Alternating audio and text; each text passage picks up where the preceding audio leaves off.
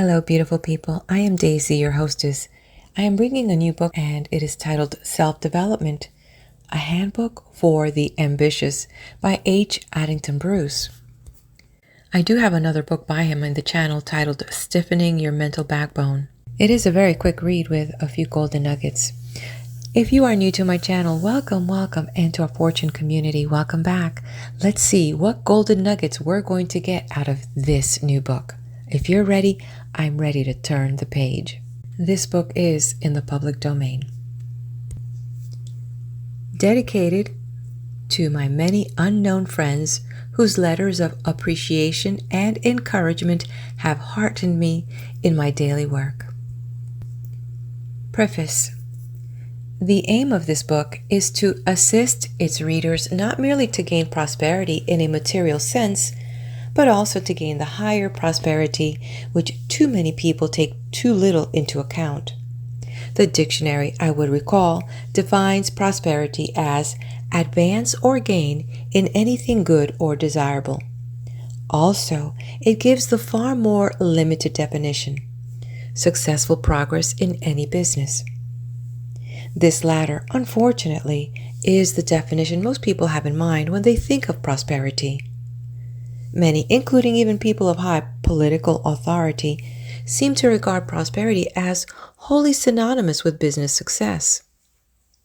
We see statesmen bending every energy to increase the material wealth of their nations. Huge manufacturers, mammoth crops, and ample markets of manufactures and crops seemingly constitute, in their opinion, the summum bonum of national development. And among the multitudes who make up the nation, a similar notion prevails. Get rich, at all events, get as rich as you can, is the popular slogan. Men and women, too, sacrifice and strain in money-earning activities. To thousands, little matters except the securing of money. Health itself is damaged to this end. Spiritual realities are quite forgotten. Cultural interests claim next to no attention.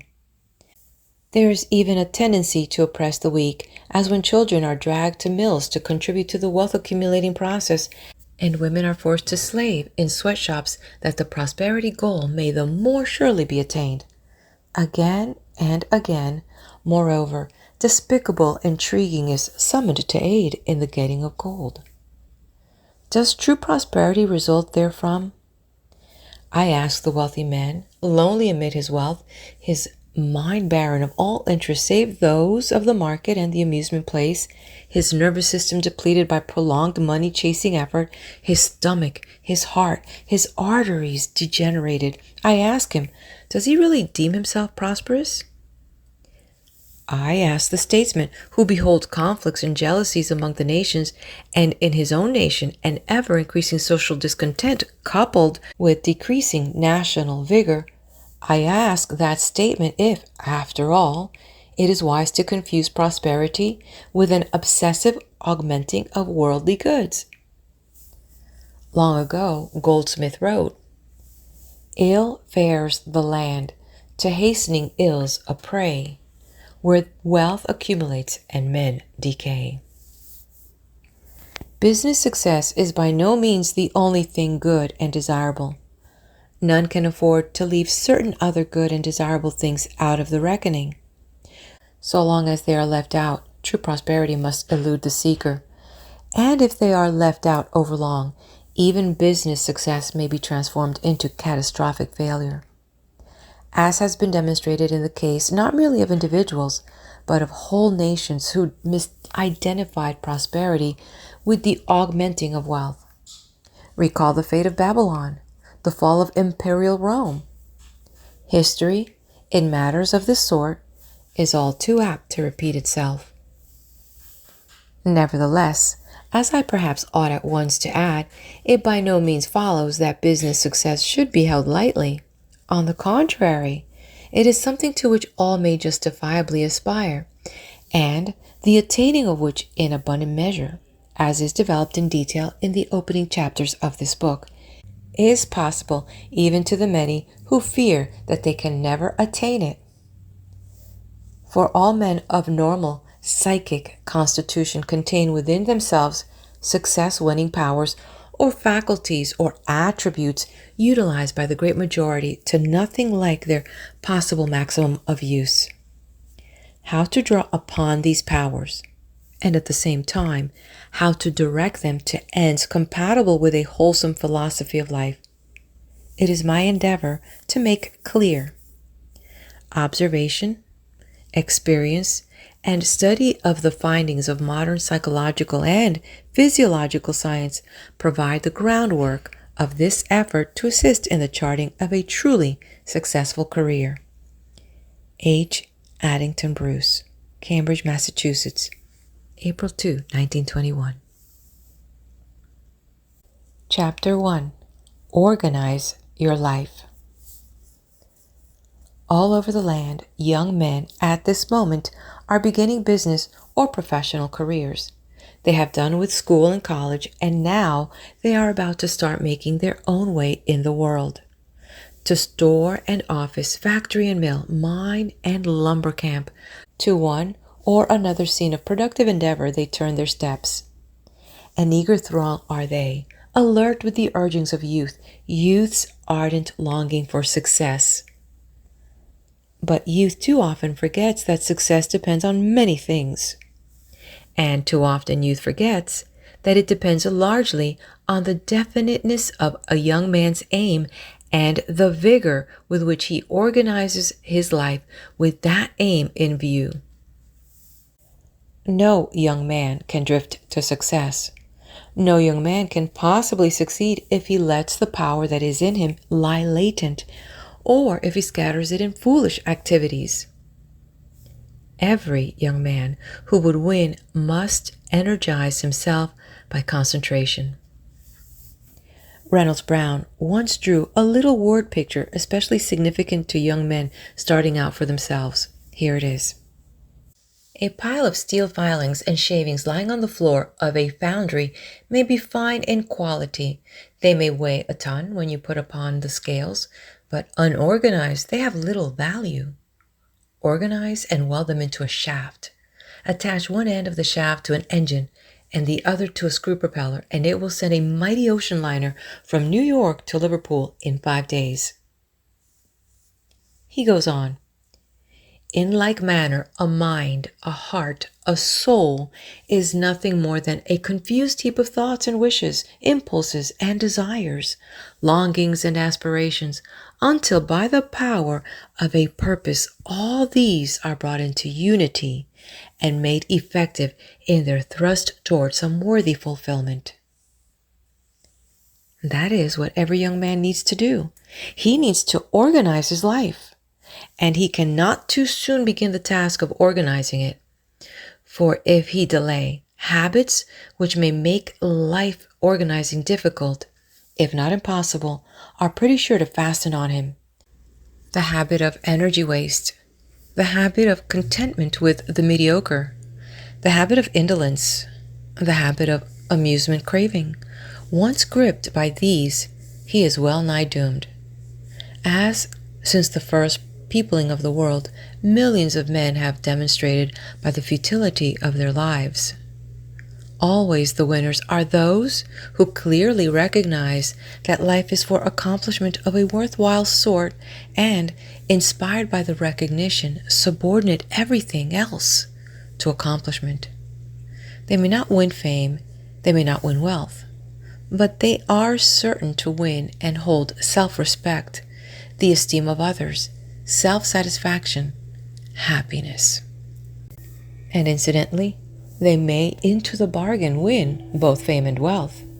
Though to be sure he is foolish indeed who sets the winning of either fame or wealth as his great object in life, there are other life purposes infinitely more important. Besides, to fix the aspiration solely on fame or wealth is to invite disaster. It may even mean mental wreckage, as in the case of one unfortunate young man of my acquaintance.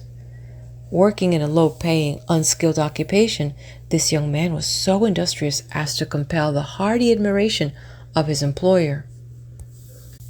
"Young Brown is certainly setting a splendid example for the others," was the latter's comment. I wish I could promote him, but he is too uneducated." Then one day the employer received a shock. A worker came to him and, speaking of this industrial young man, said, "You'll have to get someone in Brown's place to pay him by the day instead of by piecework. And some of us think you really ought to have a doctor see him. You know how hard and how long he works? He doesn't do it because he loves work, but because he loves the money his work brings him. He's money mad.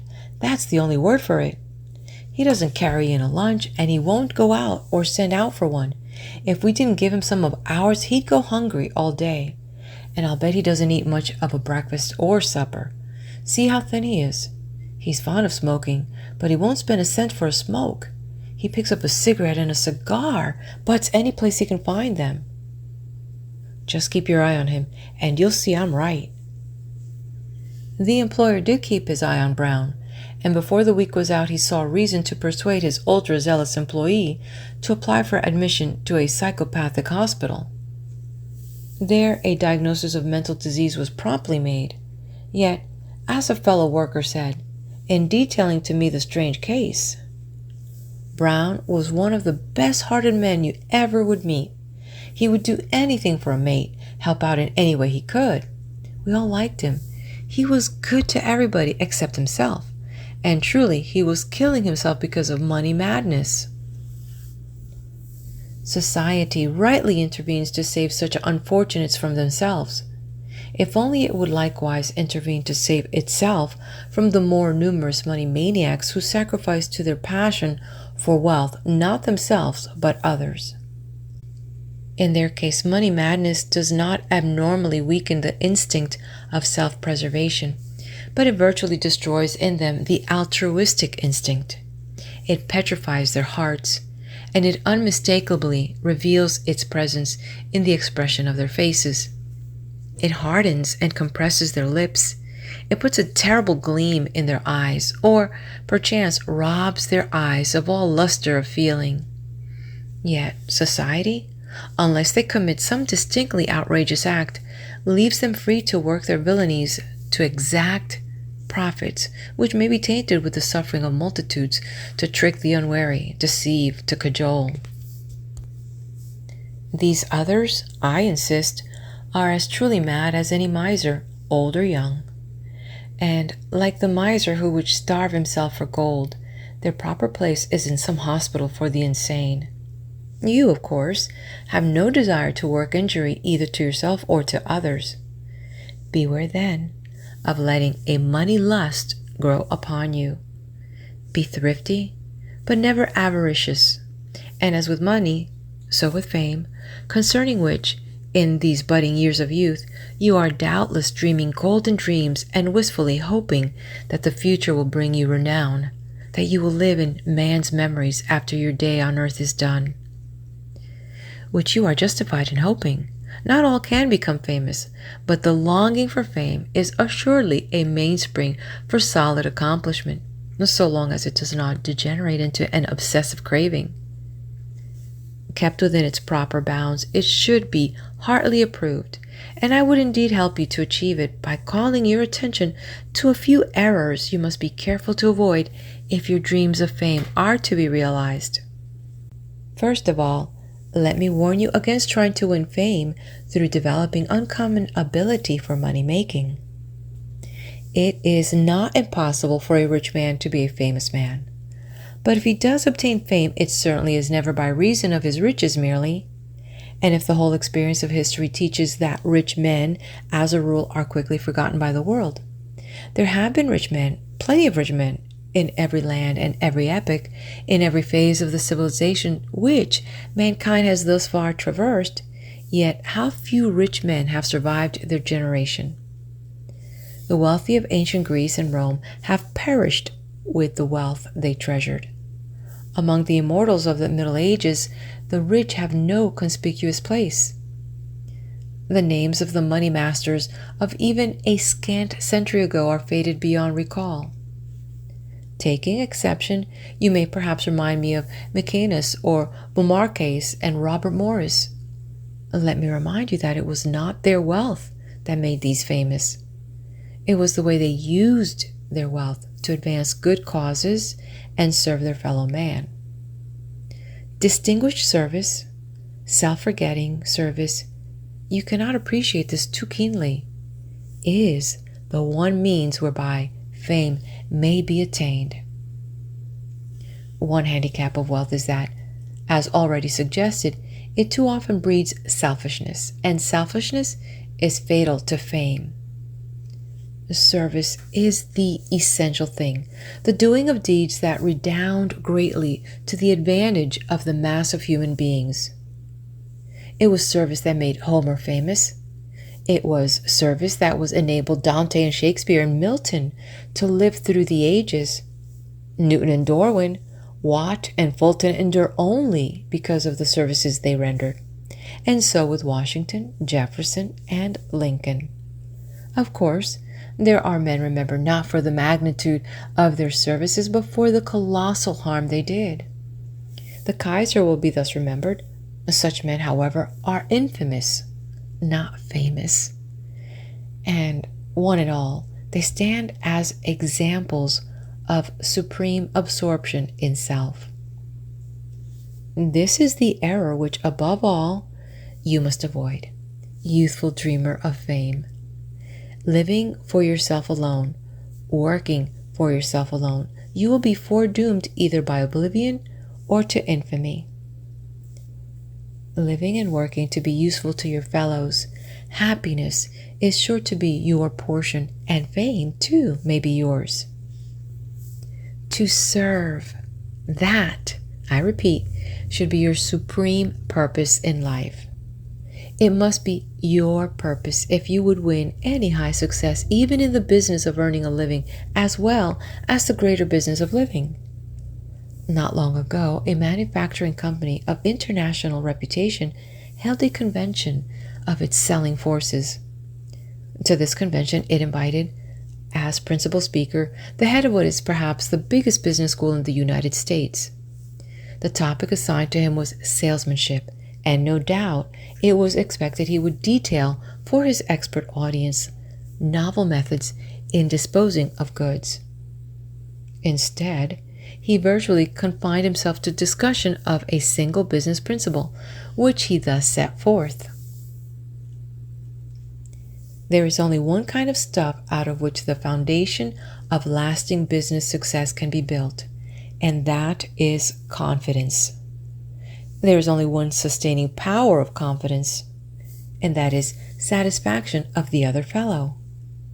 And just as there's only one sustaining power of the bedrock and foundation of a building, the earth, so there's only one sustaining power of confidence and satisfaction, and that is excellence of service to the other man. When we trace successful business to the heart of it, we always find this one concept: service. It is the fundamental law of life. I do not know what the expert audience who listened to this address thought of it, but I do know that, particularly in these days of social turmoil, addresses like it can not too often be given wherever workers of any kind are met together. For the law of service is not merely vital to real success. It is vital to human welfare in the mass as in the individual. And if discontent and unrest are widespread today, as they undeniably are, it is largely because millions of men and women foolishly ignore this vital, basic law of service. Not to serve, but to get is their motto. Big profits, big wages, short hours, little effort are the ideals by which they chart their lives. Everybody's doing it, so why shouldn't I? They unanimously demand in self-excuse. The best answer to which is the manifest stress and misery the getting easy policy has imposed on the world.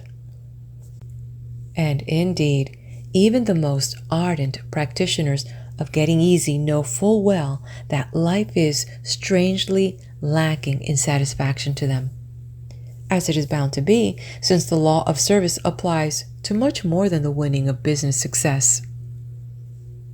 Man is so constituted that he cannot have peace of mind unless he possesses the consciousness of contributing to the common good. This because man is a gregarious animal, with the herd instinct strongly developed in him. And precisely as the thwarting off any other instinct causes feelings of dissatisfaction, so the thwarting of the herd instinct, the service instinct, brings with it the penalty of a great discontent. Think this over as applying to yourself and your work. Is excellence of service, loyal, honest service your guiding principle? Or easy getting? If the latter, you may write yourself down a sure loser, no matter how luxurious your home, how fat your bank account. Remember, too, that the more admirably you serve, the more you are likely to get. If you become one of the multitude forever changing jobs of forever vainly awaiting promotion, failure to serve as you should serve may be the very thing that chiefly keeps you back. Finally, to repeat what was said in the beginning, organize your life through definiteness of purpose. Know clearly what you wish to do and strive zealously to do it, avoiding the errors of money lust and fame obsession. Avoid also the error of drifting. That I would impress upon you with all the emphasis at my command. Standing one day on a little bridge in the beautiful hill country of central New Hampshire, I tossed a broken twig into the brook flowing beneath the bridge. Where it fell, the current was swift, and the twig bounded merrily forward. But presently the brook widened into a small pool. The current slowed down, and so did the twig. So sluggishly did it now move that it seemed to be standing still. But there was yet a slight movement to it, only it was not a straight ahead movement.